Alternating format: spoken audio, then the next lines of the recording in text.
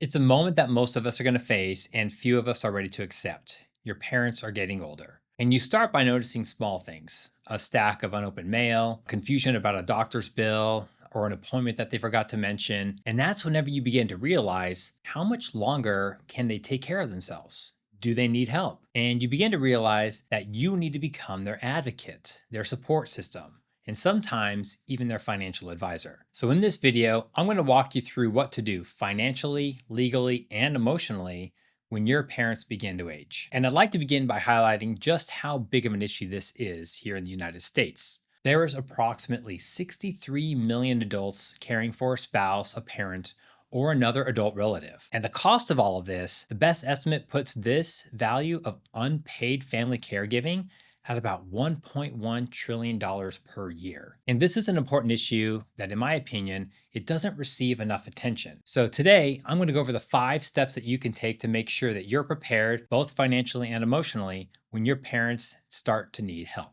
So step 1. You need to know their finances. Ask a lot of questions. You need to ask questions like, what income sources do you have? Is it Social Security? Is it pension? Is it an investment? What are your monthly expenses? What does your mortgage or your rent look like? Utilities, insurance? What about current medical care? What does that look like? Do you have a long-term care policy? What does your savings accounts look like? And what type of accounts or assets do you even hold? And who has access and control over those accounts? So the idea here is to figure out, where do they stand financially? Why does this matter? It matters because the average cost of assisted living here in the United States is $6,100 per month.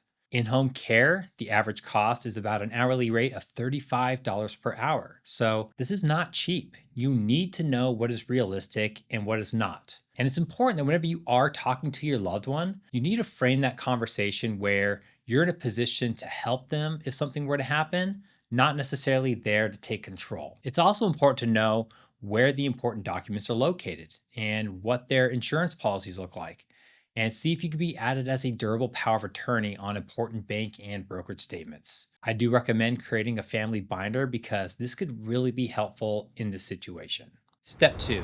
What are your care options? The reality is that most of us are going to need a lot of help as we get older, and there's a lot of different types of help out there, which is good. So the big options that you need to consider: is your loved one going to stay at home with in-home support?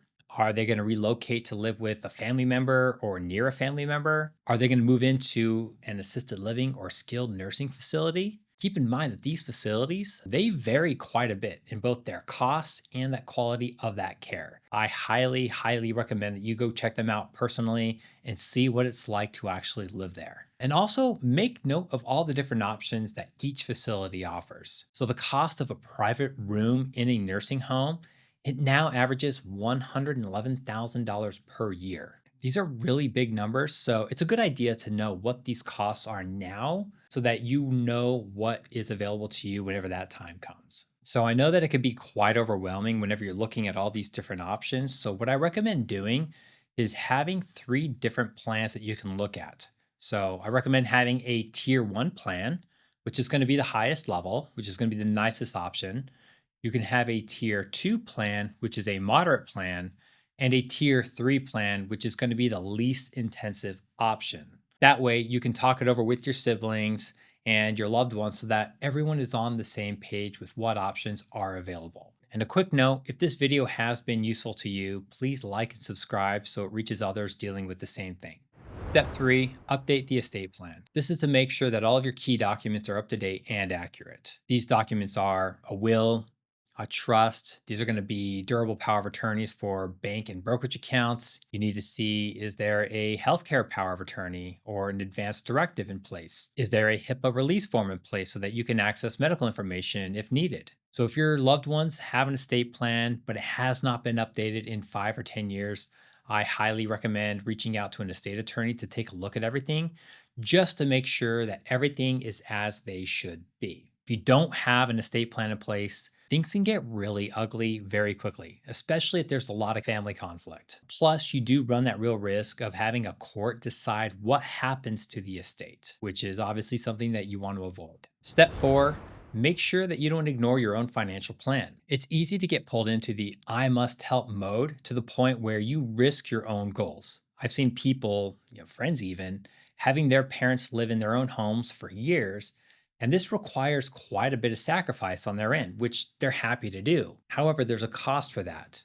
And that cost is that careers are put on hold, financial goals are pushed out, and there's even a lot of out of pocket spending on that caregiving. So it's really important to know what you can and what you cannot contribute. So maybe you're in a position where you can contribute time and you can contribute help, but maybe you're not in a position to fund long term care. So these are really hard decisions to make, but it's really important to keep your finances on track because if you're not financially secure, then you certainly can't serve others very well.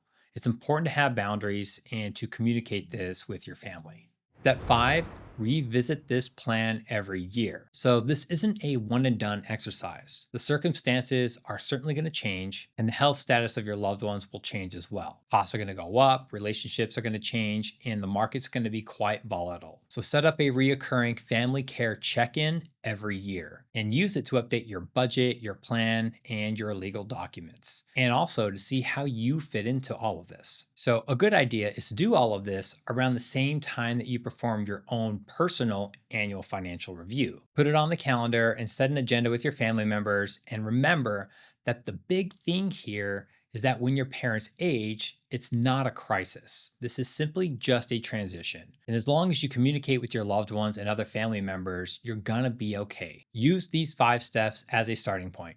And if you find that you need help managing the financial aspect of this transition, consider reaching out to us. At Bull Oak Capital, we work with professionals and high achievers, helping not only with their own retirement, but the retirement and transitions of their aging parents. So if you'd like to see if we're a good fit for your needs, visit bullock.com to meet with us. Thanks for watching, and I'll see you next time.